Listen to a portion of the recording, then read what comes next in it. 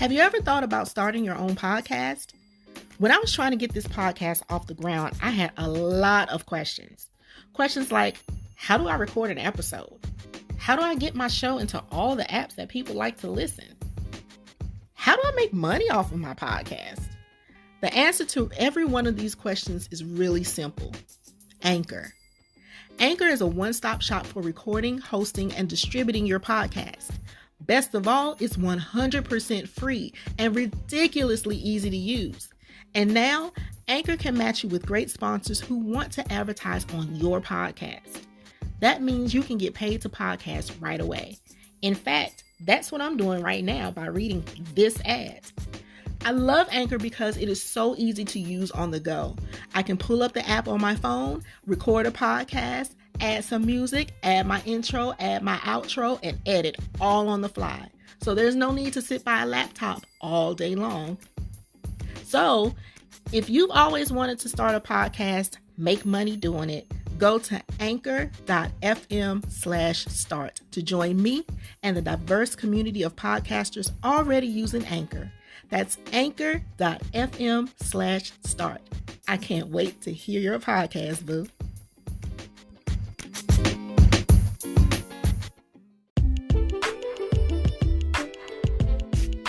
If you are tired of church as usual, if you are tired of all the money gimmicks, if you are simply tired and desire the uncut word of God, deliverance, and worship, Sold Out International is your answer. Come and experience an undeniable encounter with God. Join Prophetess Dr. Elizabeth P. Threet every first Friday at 7 p.m. at 8520 University Executive Park Drive, Charlotte, North Carolina, 28262. For more information, go to elizabethpthreet.com.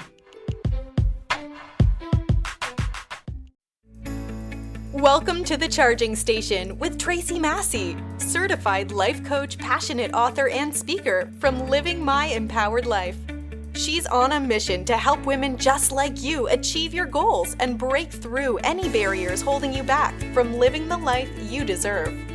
If you're ready to slay life without apology, you've come to the right place. Here she is now, your host, Tracy Massey.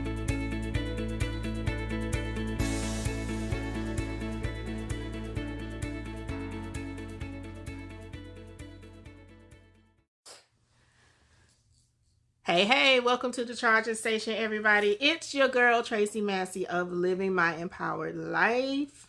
Y'all know I got some shenanigans going on because it is Thanksgiving weekend and I'm spending time with some of my favorite peeps. So I want you all to go ahead. You know what to do. Grab your coffee, grab your tea, grab your water, grab your wine, whatever your beverage of choice is. Just grab that thing, have a seat on the couchy couch because we're about to have a little girl talk. But before we get into the girl talk, you know I need y'all to head over to Instagram, tap that like and follow button. Head over to Facebook, follow that page, and make sure that you are subscribed to the Charging Station. If you are listening on Apple, be sure to rate, review, and share. Okay, we got all that out of the way. So let me introduce two of my favorite people on the planet. One you have heard on the show before. She actually was my co-host for one evening with the Tea on Tea Part 2. And the other is a new voice that you haven't heard yet. But these two ladies have been instrumental in my life status. But we're not going to be talking about me today, okay? Okay. So, who wants to go first? Who wants to introduce themselves? I'll do it. Okay. Hi, fam. It's Montreal McCaskill again. Here for, is this part 3? Yeah, it'll be part 3. Yeah, part 3. Part 3. Excited to be back again and honored to be asked. Welcome. Thank you. And I'm honored. This is my first time. So I'm Nicole McClellan Mobley Holmes. I got all these names. Girl, all the names. All the names just rolled off. But I'm so excited to talk with you all today. All right. So the reason why we have the ladies here today is because, one, we're all together for the holiday, but two, we were just thinking about how sisterhood, friendships have played a major part in our growth, in our transitions in life, and how we show up for each other. And our relationship is very special. Like, we've been rolling deep since we were what? Grade school. Right? Grade school. It's been over 20 years. Yeah. Longer than that. I mean, let's keep going. We're in our 40s. We're in our 40s. Mid-40s. Yeah. We We're still cute. Oh, yeah. We're still fine. Don't get it twisted. Hello. Maybe early adolescent, maybe preteens. Yeah. Because we were teenagers having fun, but preteens, we were yeah. still trying to figure it out. So, long history, many stories. Some of us don't remember a couple of the stories. We're not going to say any names, but you know. Y'all be trying to... Selective memory. That's probably what it is. That's what it is. That's probably what it is. She's chosen that path. And when we had the conversation about it, I was like, something had to happen for me not to be able to recall any details. The whole trip. About that. The whole trip. Any details. I mean, something had to happen. So, for reference, y'all, I'm not going to spill all the tea because, you know, I'm transparent about what I do, but, you know, I'm going to be mindful with my girls here. But back in the day, there used to be this thing called, I'm not even sure if they still have it, but there used to be this thing called Black Bike Week, right? At Myrtle Beach. And so we would make that like hold on. Our vacation. Please. My 8-year-old daughter is currently sitting in, listening and watching and observing this interview. Yeah. So, we are not sharing every detail. That's why I said Black Bike Week was our vacation. So if you're listening to the charging station, just go Google. There you go. Black Bike Week in Myrtle Beach, South Carolina. But for some reason, our dear friend does not remember an entire week. We were there a whole week, and she doesn't remember anything. So it's like... I'm gonna let y'all have it. The laughing and the jokes. And we got pictures too, and she's just like, I don't remember them. I don't know if I was there or not. Y'all might have had another friend. No, that was no. We got pictures. We got pictures. We have pictures. Lots of pictures. I trust you guys. I'm sure I was there, but honestly. But it wasn't something we always went to. Like, it was just, I think we were planning because we wanted to be together as friends, you know, but to also enjoy. Right. It wasn't like... Because that week it was a lot going on. I think both of y'all had just graduated college. So I remember the year. If it was when we graduated, I remember the year. It was college. Yeah, it was around college time. You had just graduated. So we were celebrating that. We were celebrating... somebody's birthday? I can't remember, but... Well, we weren't too old for that, were we? You know how... You think we were too old for that at the time? I don't know. Too old for what? Because we had that... Remember senior week we had years before. Years before that. Yeah. Well, we were 21. Yeah, we were 21. We had just... So we probably shouldn't have been there before when we were going. Definitely we're not. Definitely not. We should not have been there before. I feel like we probably shouldn't have been there before, but we were like 21. Right. Yeah. Right. Because we were able to get our own reservations and things. So we was grown by that time because we could rent cars and all that stuff. But just to show you all how far back we go, we've had children, we've had losses, we've had careers taken off, marriages. Except for me, I'm like the only spinster in the group. That doesn't make you a spinster. I'm not gonna let you put yourself out. I know, and I said I'm gonna stop saying. You see, okay, so this is a key thing.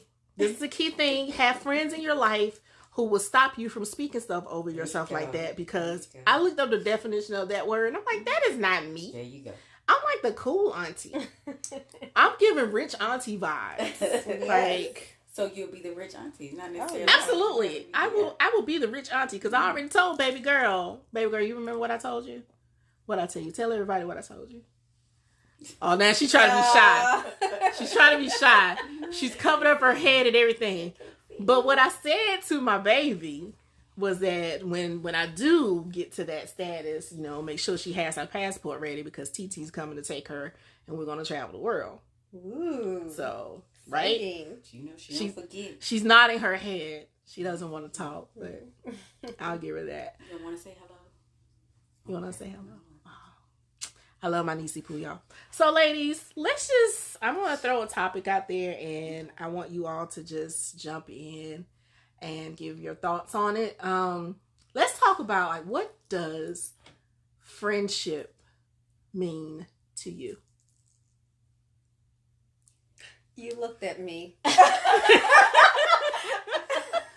I am going to say, to me, there are levels to friendship. So I have, there are different levels of friendships, I will say. Mm-hmm. I have friends that I have known since the early 80s. I have friends that I have known that I met in high school. Mm-hmm. Then there are those that I met in college. There are those that I've met in previous jobs. And each of those friendships have played a different role in my life. Some have come and gone. Mm-hmm. But being someone who never had a very, I don't want to say a positive family relationship, but not a huge family relationship. So my friends play a very important role in my life to me, because I consider my long-term, lifelong friends as sisters to me. Yeah. There are certain friends that you call for certain things. Right. Depending on not necessarily where you are in life, but if there's certain things you want to do. Like if I know Nikki's not a club person, if I feel like going dance and drink, Nikki's not the one to call for that, Mm-hmm. because that's not what she's into. If it was somebody that I wanted to go to a certain kind of show, if they're not into art, that wouldn't be somebody that I would call to do that with. Mm-hmm. And so I think that friends play different roles in your life, and it's kind of like the word love. People throw that word around so freely Yeah. nowadays. Yeah. And so would you really call a coworker that you've been working with for 3 to 6 months a friend? You see what I'm saying? Right. So you have to know the categories of friendship, I guess I say, in the Mhm. different levels. So yeah, I think that that's what it means to me. But you have different roles that people play in your life for different seasons, and I've learned the hard lesson that it's not always for a lifetime, as some people may think Yeah. friendship should be. It's not always, because people grow Mm-hmm. and they change, and in that your relationships are going to change. It's like a marriage. Mm-hmm. I'm not the same person I was 10, 11 years ago when Lewis and I got married. Mhm. He's not the same person, and that's how, with friendships, people get married, people change jobs, people elevate in their careers, have losses and gains, and those types of things change you and may also change the dynamic of a friendship. Right. So, yeah. So how do you know how to place people accordingly to the friendship? Like, Come on, question. Good question. So, I have been... I have been, I have tried to be, and Tracy can probably attest to this, I have tried to be the type of person who bridges the gap or bridges friendships. Absolutely. That makes sense, okay? Yep. So, instance, you guys are in town visiting. I have local girlfriends here. I would be the person to get, all of us to try to hang out together and socialize and fellowship together. Placing people in your life has to do with you first. Mm-hmm. What do you need? mm-hmm. And when you look at possible friendships, what do I need from these friendships at this current state in my life is what I think. Mm-hmm. And what does each person bring to you in your season? So if you are established, your marriage, your career, your children, you want similar relationships to help in that. Now, I'm not one to say that, a married woman can't be friends with single women. I don't believe in that.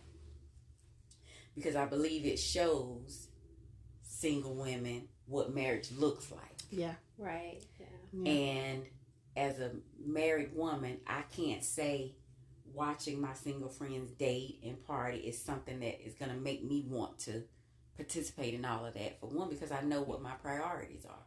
So I don't have a problem having single friends, But just knowing that my husband would say you can't go all the time. So I've had to adjust my lifestyle to that too, because I'm very sociable. Yeah.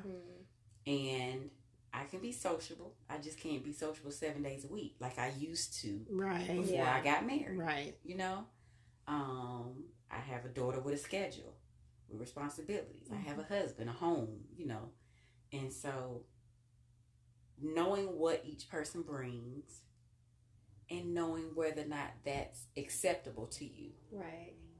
If it's not, that's not someone I would call a close friend of mine. Because how much access do you give to people, to you? Right. And I look at it like it's with spiritual math.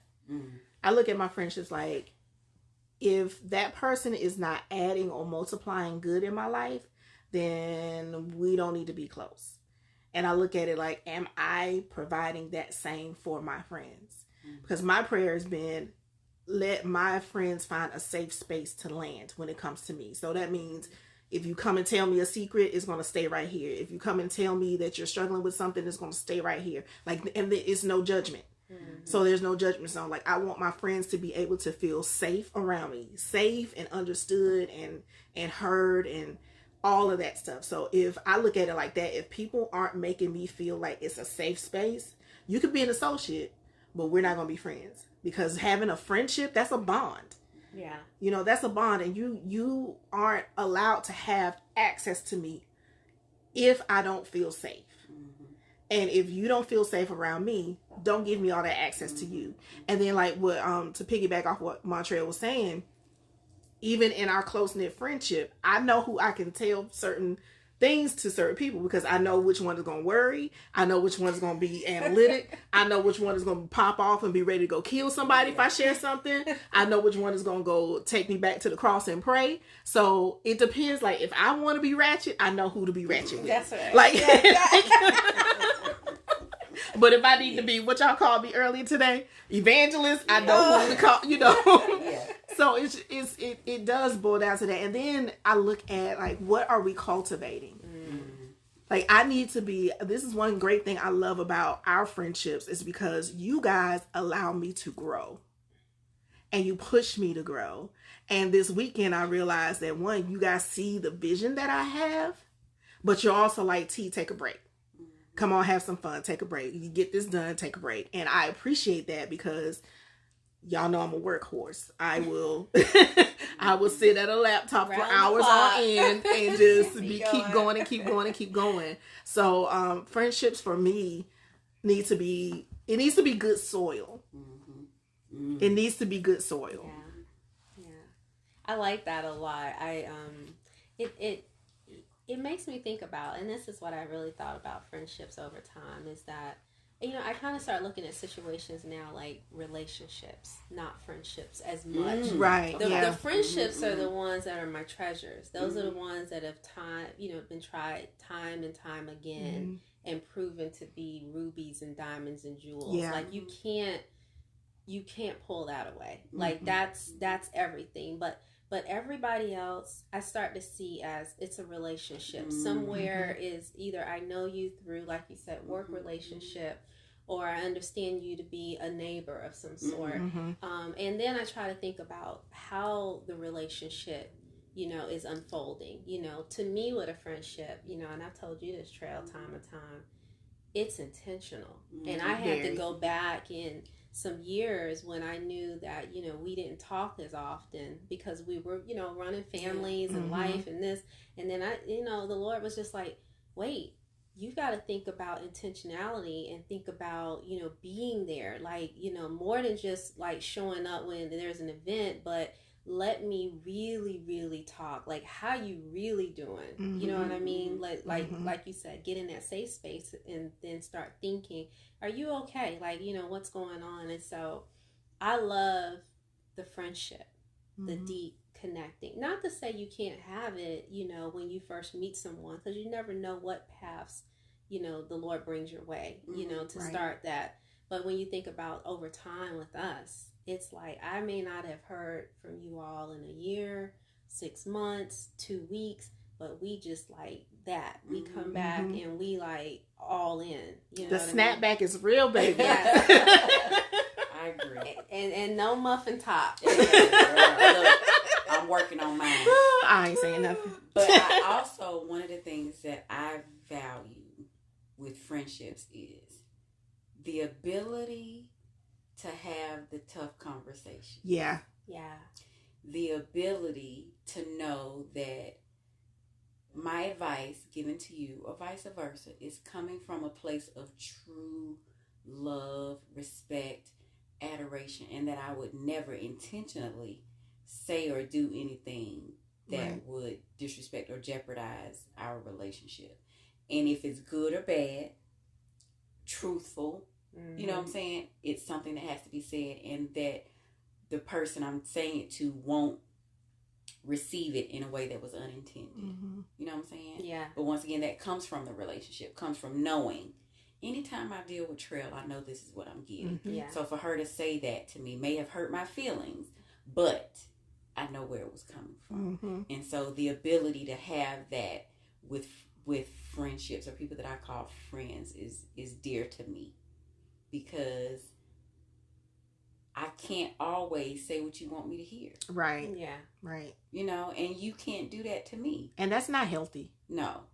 at Yes, all. I call them yes women. Mhm. Yes, But I men. love how we check each other. Mm-hmm. Now, I mean, and you said you're right. Like, Mhm. now some of our friends, you know, that we have and know, they check hard. They check To the point Child, where you like, you get no, you bruised, you got a black eye. right. Like, I'm calling my other friend who ain't as. You're not giving me what I need. Nah, you're not giving what it's supposed to give. Like, that's not what I want right now. We call lighthearted friends. Yeah, man. But Yeah. it's good though, because it It gives is. the balance of, Yeah. of making you look at all perspectives, That's all true. points of view. That is Yeah. true. Like, instead of just one point of view, Yes, you know, that's and then true. you take it all. You know, they say there's safety in the multitude of counselors. So when Mhm. you have good friends that have that wisdom, that understanding and knowledge that you glean from, and then you think about, you know, well, how does that apply to me Mhm. and my life? So that's Yeah. what I love about us. Yeah. One of my prayers for my soon-to-be 28-year-old son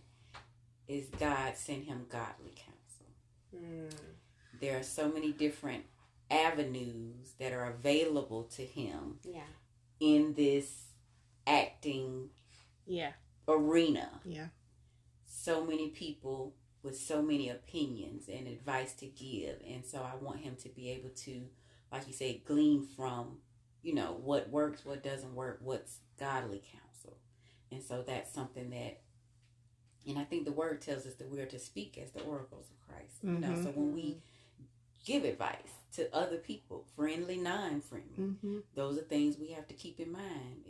Is what I'm saying godly? Yeah. Is what I'm saying wise? Is Yeah. it, you know what I'm saying? So we Mhm. have to ask ourselves those questions also, and make sure that that's what we're giving. Yeah. So yeah, I'm stuck on the fact that he about to be 28. 20, That I just heard her say that. And I was I'm like, wait a minute. we that old? 28.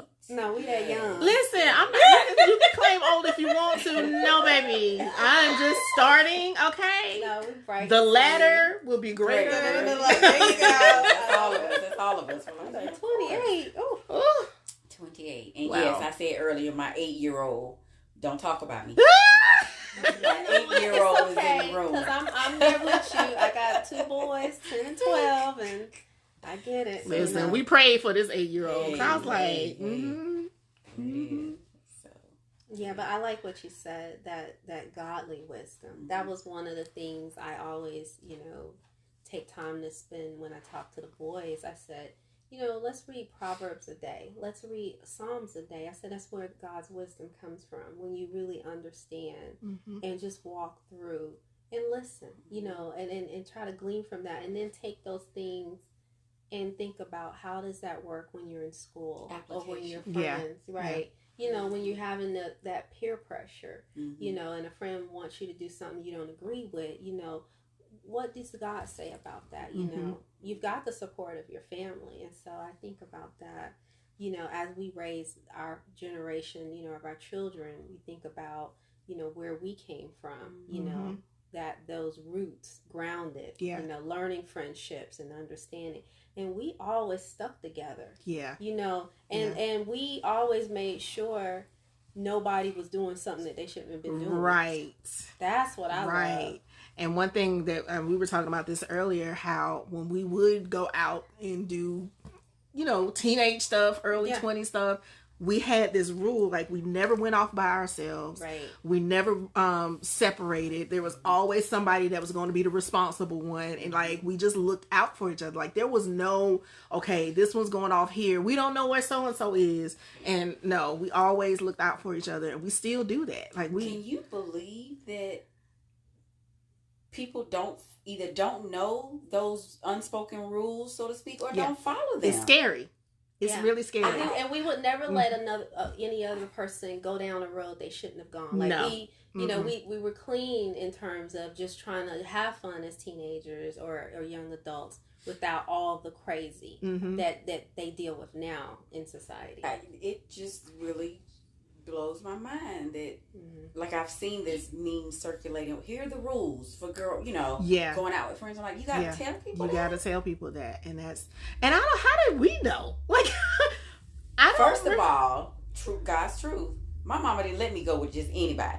That's true. That's true. We didn't. Yeah, we could spend the night at my aunt's house with my cousins. That was it as far as spending the night anywhere. You weren't going to spend the night anywhere else, anything like that. And if my mother didn't know you could forget it. Yep.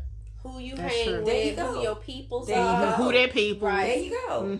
Who's our mama? You know what I'm saying? Yeah. Because it was a community. It was. And nowadays, I think that's what's missing now. And I think we were talking about this the other night. I don't know who I was talking about, but how people drop off their kids at certain places. And you see on the news, I thought they were this place. Yeah. Or I thought they were here. And I'm like, Shayna was telling me how at Urban Air in Greenville, parents just drop their children off there and leave. And after a certain time, these kids are fighting. They're in the parking lot, boy-girl things, that type of stuff. Like, when do we just start letting our kids just kind of go off on their own, We could never do that. No.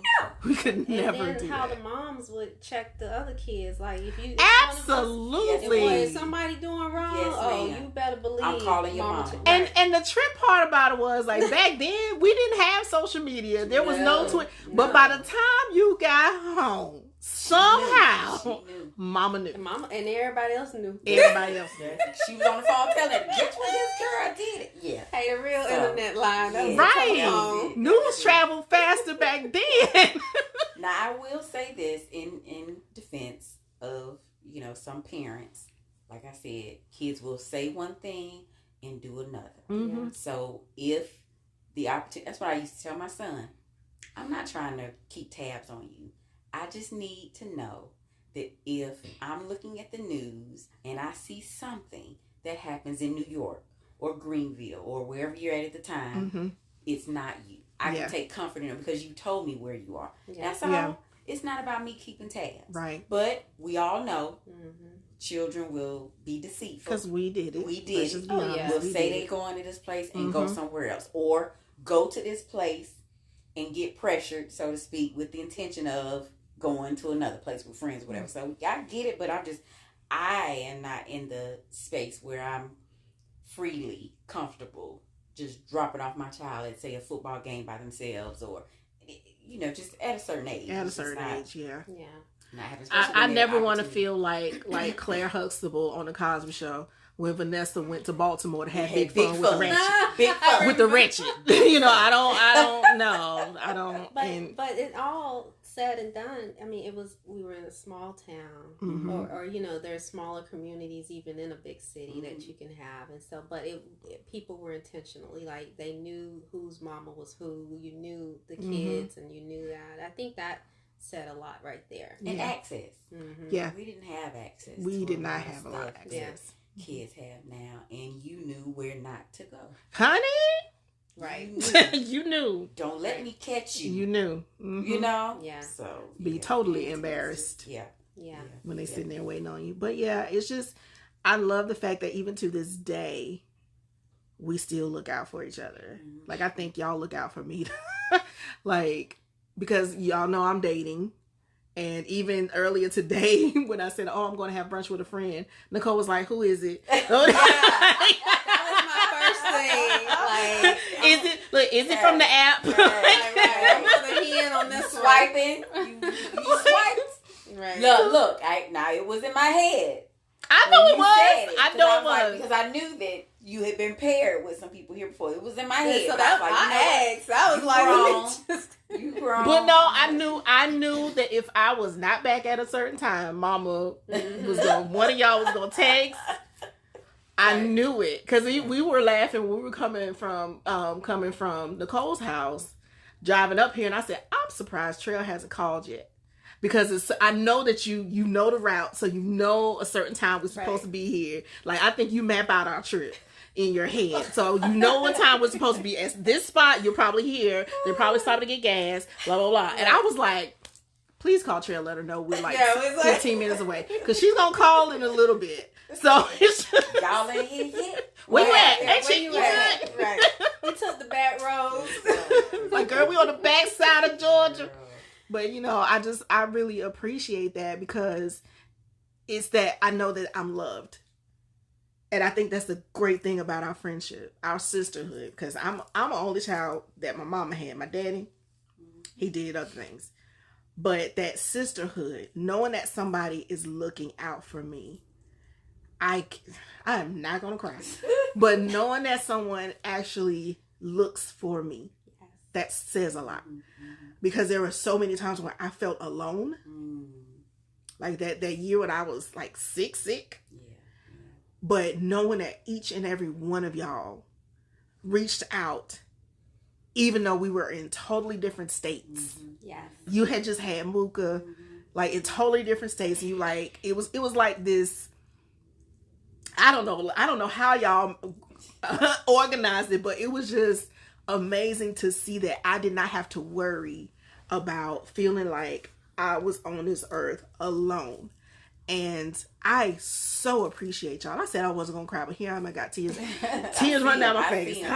Told Marty, y'all make me sick. Okay, so let's switch it up. Y'all do this to me. But yeah, I really appreciate y'all. I just want to say publicly on this here platform that I appreciate all my divas. You have before. I'm gonna keep saying it. And it's nice to hear, especially, and you're right, going through, this last 2 years, tough as nails, divorce, loss of my mom, dealing with so many other things, but I see the strength in my friends, my sisters, and I'm sitting here like, you all, the strength that God gave you to get through, and to now walk through things, I'm like, y'all with me, you understand. And you let me cry, you let me scream, you let me without judgment. I love that. Space. I love that. You can't get that nowhere else without being recorded. Right. Y'all, that was an inside joke. We have those. Safe space. Safe space. Yeah. Hey peeps, do you have a business or product and would like to get your brand out to more people? We have something for you. The Charging Station has ad space and sponsorship packages that won't burst your marketing budget. Packages range from 3 or 6 months, or sign on for a year and receive more perks that include email blasts, website placement, and social media spotlights. For more information, visit livingmyempoweredlife.com/ad or email us at podcast@livingmyempoweredlife.com. Good on that one. But I love how we're all different, but we're the same. Yeah. And so, like, when things happen, like, I think out of all of us, I think there are 3 of us that are like firecrackers. One has passed on. We used to call her our Medea of the group. Ready to pop off at any given moment. Where I need to be. Who did it? That was her thing. But then now we got the 2, and I think I'm one of them. I'm not going to name the other one because she's probably going to listen, but she knows who she is. And you know, yep. But out of all of us, Trail is the one that is the peacemaker. She's the one that's like, she'll bring it down. Because I'm like, what? I want to fight. Like, I want to go. I'm going to go cut him. And Trail's like, well, no. T, you know, we're going to let God fight the battle. It's like, I know, you're right, but I still want to, you know. Just a little jab. Just a little bit. Just a little bit. There are moments, though, when I feel like a jab is warranted. Oh, yeah. And you give good ones, too. It has to be timed right. And it has to solicit the effect that you want it to. Does that make sense? And you are amazing at that. Right. I promise you. We could be talking, and she just whipping me with the word about something. And I didn't even realize I just got a spanking. Cool, calm, and collected. Cool, calm, and collected. And I'll be like, dang, she just went upside me one side and down the other. And I love her, though. But I'm going to tell you, when you know you have reached the limit, when you grab air... And there is levels to the air grab. That's how I know if I'm in real trouble. Like if she cup air from down bottom and come up, like boy. And then if it go from top to bottom. But we know that because she used to do that as a teenager. She used to fight. I know. Hey. Did I not say that my? I know. Used to, but the Lord delivers. Right. The Lord delivers. I ain't always been saved. Now. I'm gonna give you that much, but yeah, God has definitely covered us. I'm just gonna say that. Still a work in progress. Amen. We all are. Still a work in all progress. of us. Amen. I think I've seen Nicole angry one time, twice. You saw me Twice. I'm too scared to ask. Like, once was this morning. I was like, "There it is." Oh, but that's the part that I was but like. But I wasn't even 100. You were not getting to a point where she was like, "Okay, I see the fire coming." Mm-hmm. And I wanted to see it. Mm-hmm. I was like, "There she is." There she is. That was like that. It was about like right at 85%. I had to take the crown off for a second and say, "You know what?" I was like, "But that's fine. That's fine." Mm-hmm. But I and both times have been warranted. Yeah. But what would be the impression of someone who didn't express emotion, whether it was anger or hurt or, you know what I'm saying? Mm-hmm. Somebody who's always bubbly, smiley. Oh, I look at people like that because the psychology coaching brain kicks in. I'm like, mm-mm. Mm-hmm. And then the discernment kicks in because I'm like, mm-mm. And sometimes God will show me what that person's dealing with. And it's just that kind of freaks me out a little bit. I'm not going to lie. But that makes me a little bit more attentive to ask and more intentional to ask that person, how are you really? Yeah. Because I think it's important to be able to express those emotions. We were given those emotions. You really. And I think it's important to be able to express those. In different ranges, in different ways. Yes. Yeah. We have to be able to control those emotions because letting them out of hand can cause, you know what I'm saying? Mm-hmm. Well, that's where the fruit of the Spirit is self-control. There you go. Yeah. You know, when you really start allowing the fruit to operate and see it, you're like, okay, that's self-restraint. She's actually, you know, working under pressure. Yeah. In a good way. Yeah. But you're right. Some cases, people just, you don't know where they going, and then they just go all the way off the deep end about certain things, with their emotions and things like that. Because I always look at it like Chick-fil-A. They say their marketing campaign at one time was every person has a story. Yeah. And every person really does have a story. Like, you don't know when someone is at their breaking point because there's always an undercurrent.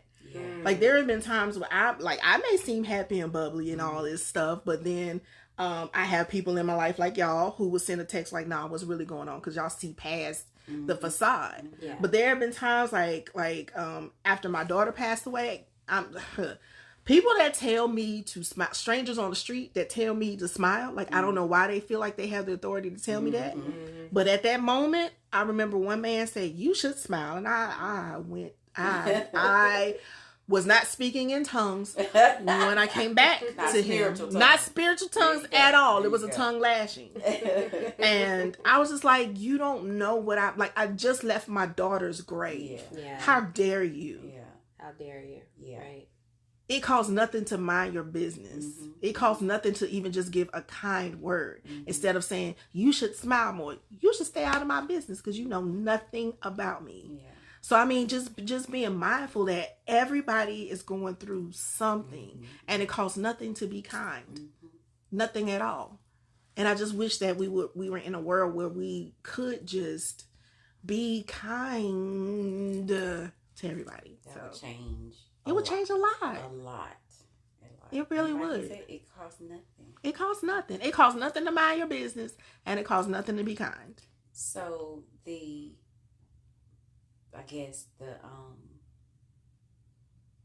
10 Commandments, when I think of love thy neighbor as thyself, that for me is like a foundational necessity, right? Because, and I think of it in terms of someone who will take someone else's life can't possibly love themselves. Because if you did, there's no way you would hurt someone you would be able to hurt somebody else in that manner. With no regard. No regard. No remorse, nothing. And I try to be careful and mindful of how I judge other people. Yeah. Because, and I know I told you this, but I had this moment where the Holy Spirit convicted me with one of my family members posting on Facebook. God this, God that. And I was like, if you will pray to God on Facebook, won't sit in your own home or whatever and pray to God, I just don't see that he doesn't have a Facebook page. Did I not say that? God does not have a Facebook page. So you posting a prayer on Facebook, but not doing it in your personal time away from everybody else, that it bothered me. And I'm scrolling on Facebook one day, and I follow this page called The Unveiled Wife. And every day they post a prayer for wives about their husbands. And I read that prayer and pray that prayer. And the Holy Spirit was like, oh, was that a prayer you just prayed? And I was like, dang it. You're absolutely... Checkmate. There it is. To me, I was judging. And it took the Holy Spirit to convict me and said, no. You do the same thing. You just do it in a different way. Yeah. Somebody else's prayer on Facebook could be a way for somebody else going through to get a prayer. You know what I'm saying? Yeah. Could be the only prayer that they read, that they repeat out. So who am I to sit? Who am I? You know what I'm saying? But that thing bothered me until... Because I was like, stop doing that! She was hot. She was hot in the fish grease. She was hot. And I don't think I helped in that situation. I was like, stop doing that! When people do that, get on my... Until my eyes were open. And I was like, you know what? I'm doing the same thing. Just in a different way. So, but just And I guess we got off topic on that, so my apologies. Well, no, we're letting the Lord use us. So I did have a scenario or question for you guys. Oh goodness. How Uh-oh. how do you handle when someone rejects your friendship? Does that make sense? Yeah. Mm-hmm. Okay.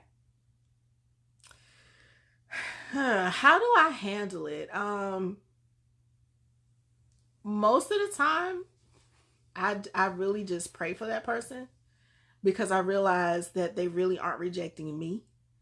Like I've especially in the situations that I've been in, I've realized that some people look at me and feel intimidated because they don't really understand who I am. A lot of people think that I'm standoffish and unapproachable and all that. I'm like, no, I'm just an introvert. But I don't take it personally. And I always treat that person with kindness. And I always say, you know, I'll still speak and be like, you know, hey, how you doing or whatever. And I don't try to force myself on them because eventually they come around. Really. I've had people that's like, I really thought you were this, and this, and this. Like, yeah, that's okay. But number one thing, don't take it personally and just pray for that person. You know how I am about rejection. Mm-hmm. So and I guess context would be when I try to show myself as a friend, I check in on you, I call, I text, and I get no response back. Flesh me is saying, it's fine, they're cool, give them time. But then the little friend in me is like, well, why not? Well, what's wrong? Why would somebody do, you know what I'm saying? So I'm just trying to, without overstepping, you know what I'm saying? Yeah. I don't want to do that. And I feel like continuing to offer myself as a friend when it's not being received may be overstepping. Mm-hmm. So do people say, I don't want to be your friend? I don't think you get, I don't want to be your friend. Now, it's two ways. A friendship goes both ways. Right. That's the communication part, is that we have to, like you said, be enhancing one another in some way. So if there is a cutoff, but you just feeling like, oh, I'm just sending all of this and nothing's really coming back. Now I start to think about, well, yeah, there could be some rejection. And here's what I've had to learn over the years. Teenager. I mean, when I got rejected, I was hot as H, and then I would start getting, you know, oh, you gonna reject me, and you want to fight people, and then you want to, you know, go and create other groups, and then you want to get that group against this group because that was a hurt thing. And then as I got older, starting to think about my 30s and 40s, I said, and when rejection happened, I might have done it, or they might have done it, and I had to start looking at, okay, that's deep. There's some deep cuts happening. And why is it happening? And there has been a lot of forgiveness. Yeah. And not feeling offended at all. Forgiving and not forgiving myself, but also forgiving the situation. I had to realize that maybe that part of the friendship now became a relationship, as I mentioned before. Yeah. And that I needed to just move on. They needed to move on. You know, rejection hurts. It's like, you know, there's not an acceptance. And then I had to really look inside, but what am I validating when I'm looking for that person to be a friend that I can't get from the Lord, or I can't get from the true treasures that I have of my core team, you know, as friends? Like, what am I looking for? That you know, why am I validating that? Why am I putting such a high expectation on this? You know, what you know, people talking about, you know, bets or whatever you want to call it, you know, where's the investment in it? You know, so I look at that. But does rejection hurt? Yeah, absolutely. Does it happen? Yes, with any and everybody. And you just have to look at, you know what, Lord said, pick up your head and keep moving, keep going, dust your shoulder off and keep moving. Yeah, because we're all, you know, we think about it. I mean, we rejected Christ. That's true. Until we got to a point where we understood Yeah. why he did what he did. Right. Yeah. And that's the thing, you know. Yeah. So. Yeah, definitely don't take it personally. 'Cause we love you. Nikki, do you have a question? Do I have a question? I want to know. Oh, goodness. So I say, oh, goodness, with these two because they're very analytical. And I know when they say they have a question, it's going to be something I just want good. to know a deep secret y'all never told me. Do you think I'm going to say that on this podcast? Do you really think I'm going to say that on this podcast and in front of baby girl? You really think? Say a friend of mine. I'm just Once asking upon for a a friend. time. I'm just asking for a Not friend. long ago. Oh my So gosh. how does, so the question is, well, how does one learn to become a friend, you know, if they don't have friends? Ooh. Because, you know, you think about now the society and everybody likes, people think that having likes and followers are friends. Right. No, that's not. But how do you actually be a friend in a virtual world, in a pandemic, in a, you know, can we meet face to face? Like, how do you, you know, can I go to a coffee shop and have a conversation and that person be a lifelong friend? Like, how do I know that now? Like, how do I get through that? I mean, that goes back to what we were talking about earlier. Like, are they making space for you? You know, if they make space for you and then you feel safe in that space, then I think that's how you know. Because, like, look at us. Prime example. Something pops off, what do? If we can't be there, we're making arrangements for somebody to be there. And we're all checking in. So it's again, that adding and multiplying to. What am I adding and what am I multiplying in this person's life? What are they adding and what are they multiplying in my life? Is it good fruit or is it bad fruit? Do I feel full and whole when I'm around them? Do I like who I am when I'm around them? Am I doing things that are beneficial or are they detriment to my mental health, physical health, spiritual health? So people make time for who they want to make time for. So just look at like all of those factors. And if you're trying to see if you are a friend to that person, like look at all of that. Like, how am I being a friend to this person? And are they actually a friend? Or should they be a friend and have this close access to me? Or should they not? Like, look, if you go back and look at Jesus, Jesus had thousands of followers. He had 12 disciples, but only 3 saw him in his transfiguration. Only 3. So even in that multitude, he still had 3 that were very close to him because he knew that he can trust them with what he had. So if I can't trust you, we're not friends. Trust is major. Definitely. Yeah. And one thing I love about our friendships, our sisterhoods, like I could tell Nicole something and she won't even say nothing to Montreal, or Montreal won't say nothing to, and they'd be like, "Why you didn't tell me?" Because it's not my story to tell. Right. That's And we've major. always done that. Always. Unless it's something just where we all have to connect. Yeah. And make, Yeah. make If one of Yeah. us is in danger, then it's like, Yeah. hey, Yeah. Yeah. we need to be here. But Yeah. because for one, we know we're gonna end up telling each other it's gonna be anyway. shared anyway. Yeah. But Yeah. we Yeah. give that. Take your time. Yep. Until you're ready. Yep. Yeah. When you're ready to share, you will. Yeah. Exactly. And that's where I think the respect comes from and the trust It Mhm. is. comes from. That's so That's true. that's a That's major deep. thing, yeah. And it's not I take offense because sometimes why you didn't tell me? But I don't think we really, you know what I'm saying? I don't think there's a hurt behind that. Some people are hurt behind not being told. But that goes to, and I don't know, Tina and I were talking, people feel privileged or entitled to your life and they're not. They're feel entitled to be in the know with you, and technically they're not. It's yours. Yep. It's for you. When you feel the need to share that or to put it out there, then you will. Mm-hmm. You know, but and I just think that there has to be a comfort level with people, you know, and a trust level with people. When you like, okay, if I say this to you, I know it's gonna stay right here. Mm-hmm. I know it's Well, not you going hope to. it does. Yeah. But there should be a history of it staying. Right. Now, if there's a history of it not staying, Then then yes, there's a If possibility. there's any leaking, There you go. Honey, there's There's a a leak in this old building, and my soul has got to move.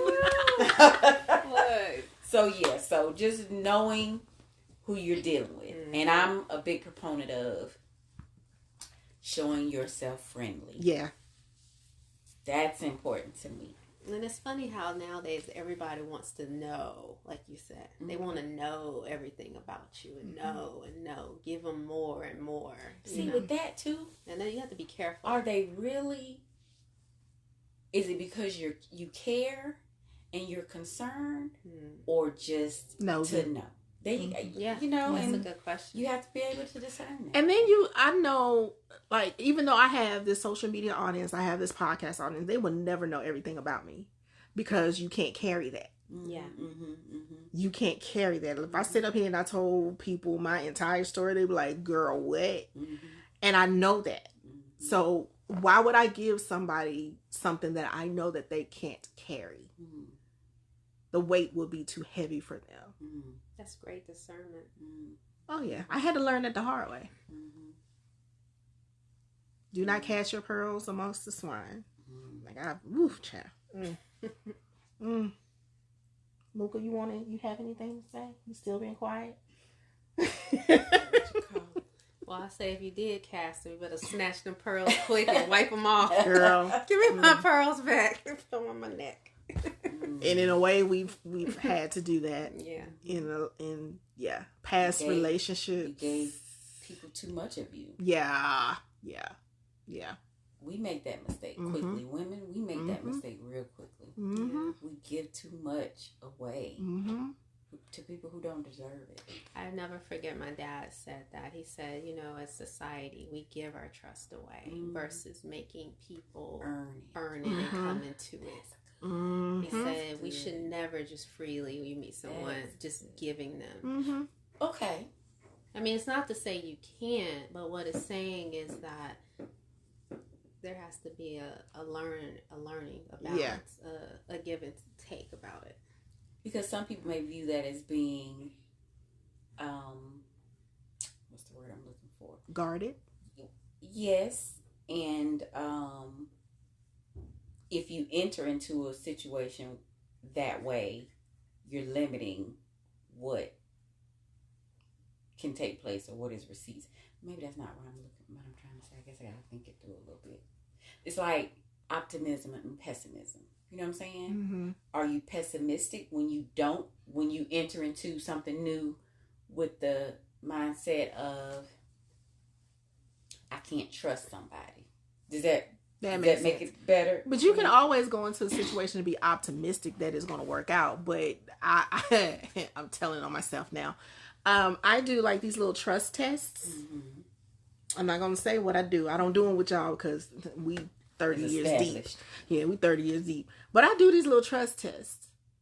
And if it comes back to me, because there's certain things that I do and I know that I only said or did with a certain person. And if it comes back, I'm like, yep, can't do it. Can't trust you. But I'm always hopeful when I meet new people that this could be something. And then I pray when I meet people like, Lord, this is my prayer. Everybody talking about Sierra's prayer and all this, but this is my prayer.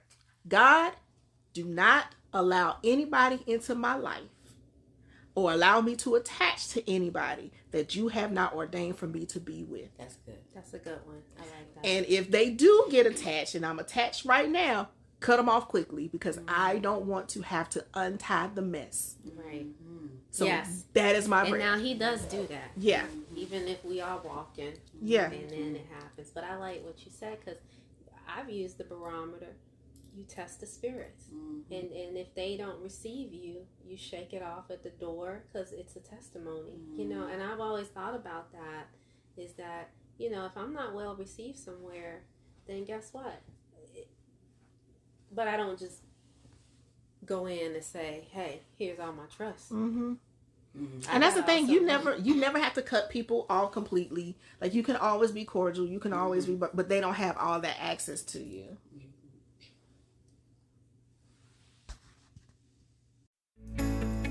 Thanks for listening to The Charging Station with Tracy Massey. We hope you enjoyed the episode, but more importantly, we hope you'll take the next step and apply these tools in your own life. Please subscribe, share, and leave a review so others can find this podcast too.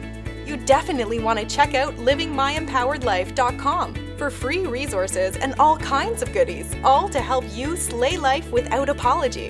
Until next time, ready, set, live!